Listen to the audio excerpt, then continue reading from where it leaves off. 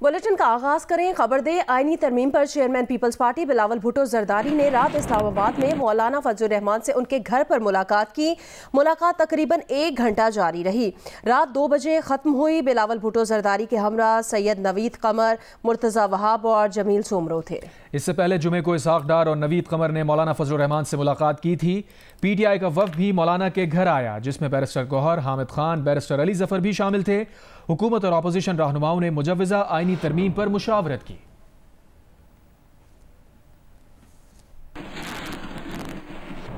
Peoples party के chairman Bilawal Bhutto ने कहा कि इस्लामाबाद से वापस आऊंगा तो आईनी बेंच या आईनी अदालत बना कर आऊंगा। बेंच का नाम दें या कोई और नाम दें, आईनी अदालत बनाना पड़ेगी। ये शहीद बीबी का मिशन है। हैदराबाद में सानिहा 18 अक्टूबर के शहादा की बरसी से खिताब करते हुए उन्होंने कहा कि आईनी अदालत बनाने के लिए पीपल्स पार्टी का ड्राफ्ट खुद कौमी असम्बली में पेश करूंगा। आपको हमारा मुतालबा मानना पड़ेगा और बराबरी का अदालत बनाना पड़ेगा। आप नाम जो भी दे, आपने बेंच का नाम देना है, आपने अदालत का नाम देना है, नाम आप रखे, मुतालबा हमारा पूरा करे। सियासी जमातों के लिए एक इम्तिहान है। इन्होंने कहा कि जस्टिस फाइज ईसा नहीं होगा तो जस्टिस फाइज ईसा भी नहीं रहेगा। मैं जब इस्लामाबाद से वापस आता हूं तो आईनी बेंच और सूबाई बेंच बना के वापस आऊंगा। मैं चाहता हूं कि ये काम हम ऑपोजिशन के साथ मिलके करें। अगर मेरा ये कोशिश नाकाम रहता है, मुझे मजबूरन मुस्लिम लीग नवाज और उनके एक्स्ट्रा मेंबर्स के साथ मिलके ब्रूट अक्सरियत पे कानून साजी, आइन साजी करना पड़ूंगा। वज़ीर आज़म शहबाज शरीफ की ज़ेर सदारत वफाकी काबीना का इजलास आज सुबह 9:30 बजे होगा। ज़राए के मुताबिक काबीना में आईनी तरमीम के मुसवदे की मंजूरी का इम्कान है। सेनेट का इजलास सुबह 11 बजे की बजाय दोपहर 12:30 बजे होगा। कौमी असम्बली का इजलास आज दोपहर 3 बजे फिर होगा। ज़राए के मुताबिक आज बानी पीटीआई से पार्टी का 5 रुकनी वफ्द मुलाकात करेगा। वफ्द में अली जफर, बैरिस्टर गौहर अली खान, साहबजादा हामिद रजा, असद कैसर और सलमान अकरम राजा शामिल होंगे।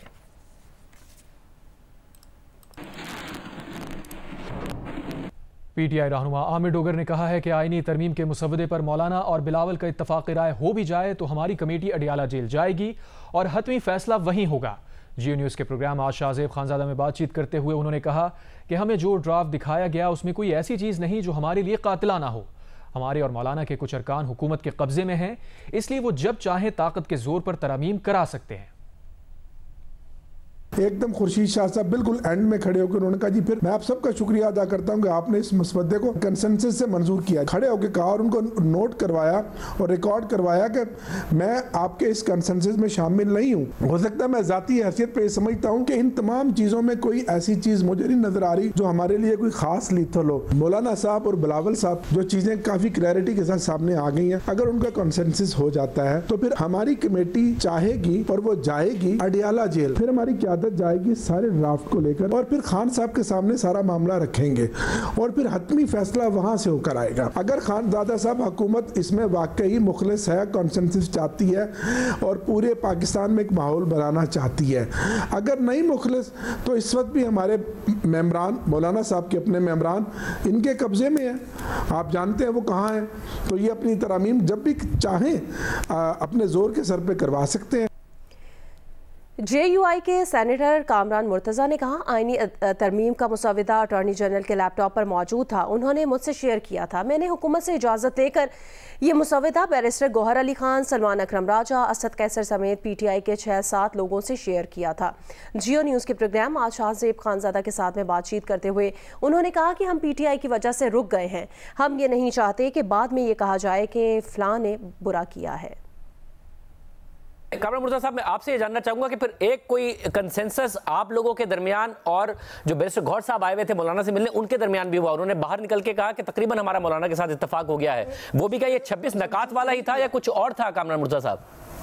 मुझे जो है वो अटॉर्नी जनरल साहब ने, क्योंकि वो आखिर तक बैठे थे, उनके लैपटॉप पे काम हो रहा था, तो उन्होंने मेरे साथ शेयर किया था। मैंने फिर आपने जो है ना, मैंने वहीं पे पूछ लिया था, इजाज़त ले ली थी कि जो डॉक्यूमेंट यहाँ बन रही है वो मैं PTI के साथ शेयर करूँगा। तो तारड़ साहब थे और मुर्तज़ा वहाब थे, उन्होंने मुझे परमिट किया था कि आप शेयर कर लीजिए। फिर मैंने PTI के दोस्तों के साथ वो डॉक्यूमेंट शेयर कर दिया था। मतलब यानी यही 26 नकात थे जो आपने उस वक्त शेयर किए बैरिस्टर गौहर और दीगर लोग जो कि मौलाना से मिलने आए हुए थे?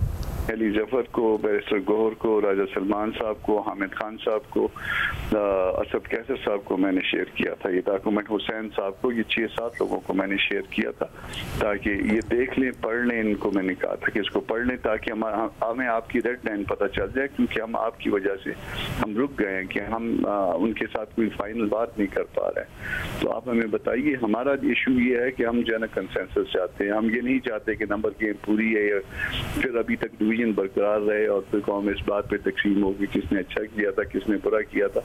आए अच्छी बातें करते हैं, बुरी बातें निकाल देते हैं। नून लीग के सेनेटर इरफान सिद्दीकी ने कहा है कि आईनी तरमीम पर इत्तफाक राय अखलाकी तकाजा हो सकता है, मगर ये आईनी लाजमा नहीं। ये JUI है जो इत्तफाक राय में PTI को भी शरीक करना चाहती है।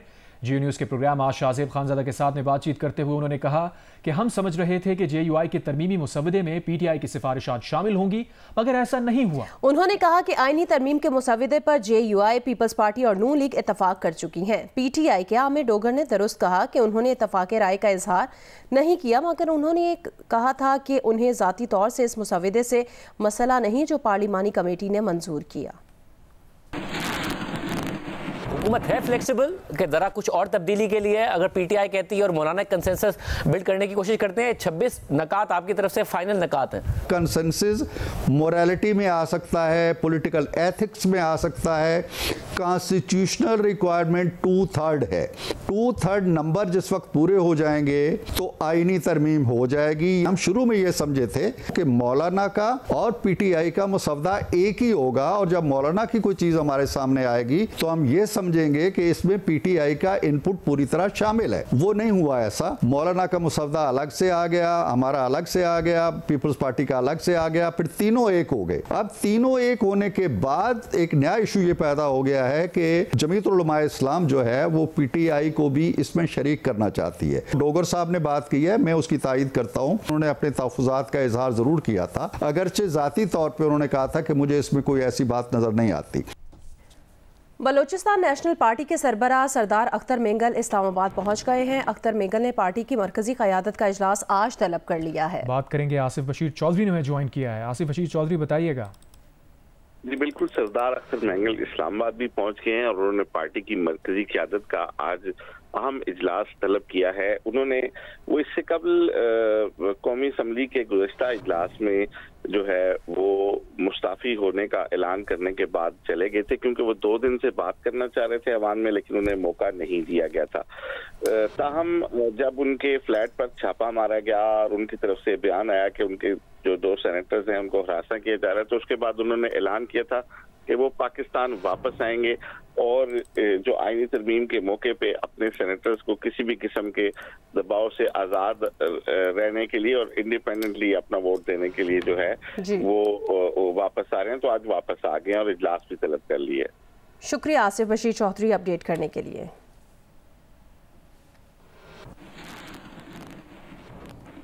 PTI के सेक्रेटरी जनरल सलमान अकरम राजा ने party chairman barrister Gohar Khan के बरक्स कमेटी से मंजूर शुदा मुसवदा मुस्तरद कर दिया। कहा PTI को यह मुसवदा काबिल कबूल नहीं। बैरिस्टर गौहर साहब ने कहा है कि ऑलमोस्ट इत्तेफाक हो गया है आईनी तरमीम पे, तो क्या आप लोग इंडोर्स कर रहे हैं हुकूमत की इस आईनी तरमीम पर? आपका इत्तेफाक राय हो गया इस पर? नहीं, बिल्कुल नहीं। देखिए, हमने बहुत इस तमाम प्रोसेस में मौलाना फजलुर रहमान साहब JUI के साथ एंगेज किया है और हम समझते हैं जो पहला ड्राफ्ट था वो तो बिल्कुल ही आइन और कानून की पामाली पे मुश्तमिल था। तो वहां से हम बहुत दूर आ गए हैं, लेकिन अब भी जो ड्राफ्ट है वो हमें काबिल कबूल नहीं है। बुनियादी नौइयत के तहफ़्फ़ुज़ात हैं इस ड्राफ्ट के हवाले से। ज़राए ने इम्कान ज़ाहिर किया है कि मखसूस नशिस्तों के हवाले से इलेक्शन कमीशन इलेक्शन एक्ट तरमीम पर अमल दरामद कर देगा। इलेक्शन कमीशन का इजलास के बाद ज़राए ने बताया कि इलेक्शन कमीशन ने अभी तक मखसूस नशिस्त के हवाले से इलेक्शन एक्ट में तरमीम पर अमल दरामद का फैसला नहीं किया। ताहम इलेक्शन कमीशन का इलेक्शन एक्ट तरमीम पर अमल दरामद का इम्कान है। ज़राए के मुताबिक सुप्रीम कोर्ट के मुताबिक फैसले मौजूद हैं कि कानून में तरमीम की सूरत में नए कानून पर अमल दरामद होगा। सुप्रीम कोर्ट में इलेक्शन कमीशन की CMA मौजूद है, जिसमें ये सवाल है कि इलेक्शन एक्ट पर अमल करें या सुप्रीम कोर्ट के फैसले पर। इलेक्शन कमीशन की दरख्वास्त पर अभी तक समाअत नहीं हुई। 1 माह से ज़ायद दरख्वास्त ज़ेर इल्तवा है। CMA पर अभी तक केस नहीं लगा और समाअत नहीं हुई। निकालेंगे ब्रेक।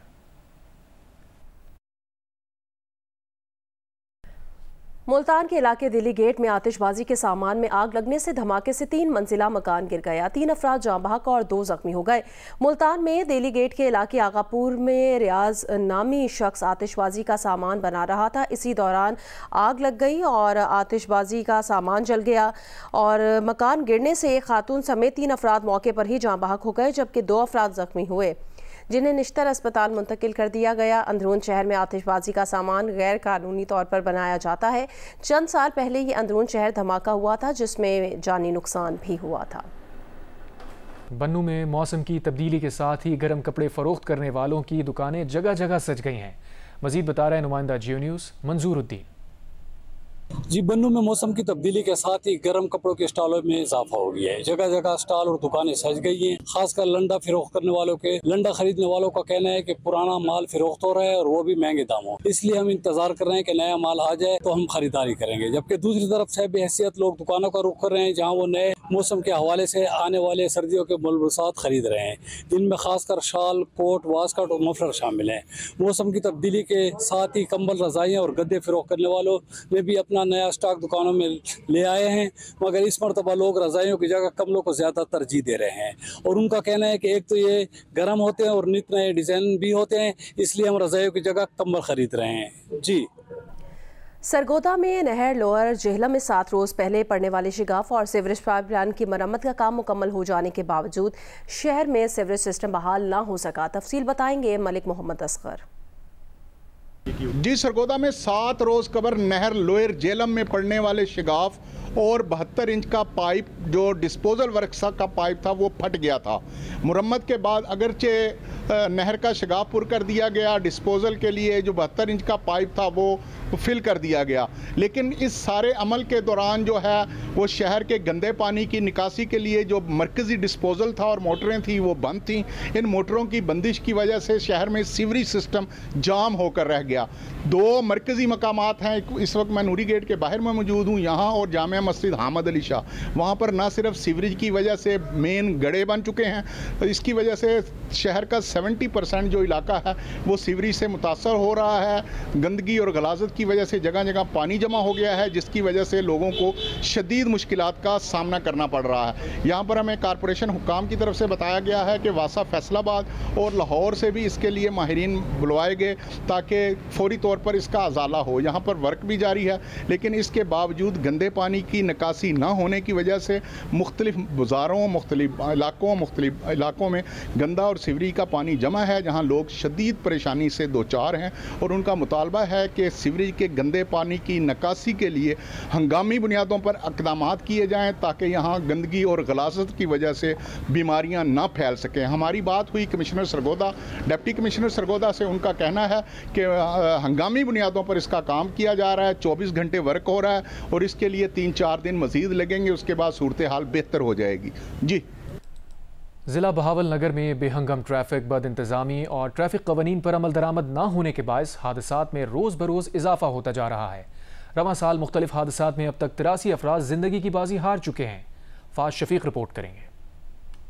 बद इंतजामी, मेन शाहराहों पर सिग्नल्स का ना होना और ट्रैफिक कवानीन पर अमल ना होने के बाइस जिला बहावल नगर में ट्रैफिक हादसात में इजाफा होता जा रहा है। मेन शाहराहों पर ट्रैफिक जाम होना भी मामूल है। शहरियों का कहना है कि बेहंगम ट्रैफिक को कंट्रोल करने के लिए जरूरी है कि शहर में ट्रैफिक सिग्नल्स नस्ब किए जाएं। बहावल नगर शहर में बेहंगम और बेसरूपा ट्रैफिक है, उस पर कोई भी किसी किस्म का कंट्रोल नहीं, आए रोज हादसात हो रहे हैं। उनसे बचाव के लिए बेहतर होगा कि शहर में इशारों की तनसीब की जाए। यहाँ पर डिस्ट्रिक्ट बहावलनगर में बहुत ज़्यादा रश होता है, जिसकी वजह से आने जाने वाले मुसाफिरों को भी बड़ी दुश्वारी का सामना करना पड़ता है। बाल बचाऊं कि मेरा गाड़ी का एक्सीडेंट होने वाला था। रवां साल जनवरी से अब तक जिला भर में 7,000 से जायद हादसा हुए हैं, जिनमें 7,500 से जायद अफराद जख्मी हुए, जबकि इन हादसा में 83 अफराद मौके पर ही जिंदगी से हाथ धो बैठे। तक 1 जनवरी से 30 सितंबर तक 7,000 से ज्यादा एक्सीडेंट हो चुके हैं, जिसमें 80% बाइक्स इन्वॉल्व हैं और बाइक्स के जो एक्सीडेंट की मेन वजह है उसमें हेलमेट्स का ना इस्तेमाल होना, जिसकी वजह से हेड इंजरी होती है और पेशेंट की डेथ हो जाती है। दूसरी जानिब सड़कों पर नज़्मो ज़ब्त का फुकदान और शहरियों की जानिब से महफूज ड्राइविंग के तरीकों को ना अपनाया जाना भी हादसात की बड़ी वजह है। ट्रैफिक हादसात से बचने के लिए जहां पर ट्रैफिक पुलिस को किरदार अदा करना होगा, वहीं शहरियों को भी चाहिए कि ट्रैफिक कवानीन पर अमल करें। कैमरामैन नजीर शाहीन के साथ फास्ट वीक जियो न्यूज़ बहावलनगर। सखर की तहसील सौलेपट की अंदरूनी और बैरूनी शाहराहें टूट फूट का शिकार हैं। अहले इलाका को आमदोरफ्त में मुश्किलात का सामना है। रिपोर्ट करेंगे यासिर फारूकी। सखर की तहसील सौलेपट को इंडस्ट्रियल जोन का दर्जा हासिल है। हैवी ट्रैफिक की आमदोरफ्त मामूल का हिस्सा है। इसके बावजूद यहाँ की अंदरूनी और बैरूनी शाहराहें गुज़िश्ता कई सालों से खस्ता हाली का शिकार हैं, जिसके बाइस अहले इलाका सफरी परेशानी से दोचार हैं। ये सारा कबाड़ा, ये जब बारिश होती है इधर 2 से 3 फुट पानी खड़ा होता है। यहाँ के देहातों में जो रोड जाते हैं ना, वो तो आप देख नहीं सकते, इतने वो खंडरात बन चुके हैं कि कोई मरीज अस्पताल लेके जाने से आधे में वो जो है ना फौत हो जाते हैं। जिले चेयरमैन कुमैल हैदर शाह के मुताबिक सौलेपट और अतराफ में तमाम शाहराहों की तामीर का काम अनकरीब शुरू होगा। अहले इलाका ने इंतजामिया से अपील की है कि सौलेपट की शाहराहों की तामीर जल्द मुकम्मल करके इन्हें सफरी परेशानी से बचाया जाए। कैमरामैन उसामा तलत के साथ यासिर फारूकी, जियो न्यूज़, सखर। पढ़ेगा सिंध तो बढ़ेगा सिंध, मगर जिला लाड़काना में एक ऐसा भी स्कूल है जिसके फंड्स दूसरे स्कूल के अकाउंट में भेजकर अमली तौर पर उसको गैर फ़ाल और मसाइल का गढ़ बना दिया गया है। तलबा और तालिबात शदीद दुश्वारी में तालीम हासिल करने पर मजबूर हैं। देखते हैं इस हवाले से साबिर शाह की रिपोर्ट। हुकूमत सिंध की शुरू से कोशिश रही है कि कम से कम प्राइमरी तालीम को फरोग दिया जाए, मगर government girls primary school Haidri Mohalla के स्कूल का सरकारी फंड उसे मिलने के बजाय वापडा कॉलोनी स्कूल को दिया जा रहा है, जिसकी वजह से स्कूल में पंखे, फर्नीचर और असातिज़ा की कमी ने सूरत-ए-हाल तलबा और तालिबात के लिए अज़ियतनाक बनाकर रख दी है। 3 टीचर्स तो मैंने खुद रखी हुई हैं यहाँ पे, 6-6 हज़ार उनको मैं अपनी जेब से दे रही हूँ, ताकि पढ़ाई जो है ना वो बच्चों की खराब ना हो। जो न्यू एडमिशन हुई है उनको कुछ तो वो सीखे। गर्मी की शिद्दत, ठंडे पानी की अदम दस्तियाबी और बिजली न होने से बच्चे भी दोहरी अजियत में मुब्तला हैं, जिसकी वजह से वो पढ़ाई पर ध्यान नहीं दे पा रहे। यहाँ पर बिजली भी नहीं है, नहीं पानी है गंदा, हम पढ़ने पर दिल नहीं करता, कुछ भी नहीं है, पढ़ने की दिल नहीं चाहता। टीचर्स और तालिबात का मुतालबा है कि उन्हें दूसरे सरकारी स्कूलों की तरह न सिर्फ फंड्स फराहम किए जाए बल्कि दीगर सहूलियात भी फराहम की जाए, ताकि पढ़ाई का सिलसिला पुरसुकून अंदाज में जारी रह सके। कैमरामैन सलीम भुट्टो और इखलाक कुरैशी के साथ साबिर शाह, जियो न्यूज़, लाड़काना।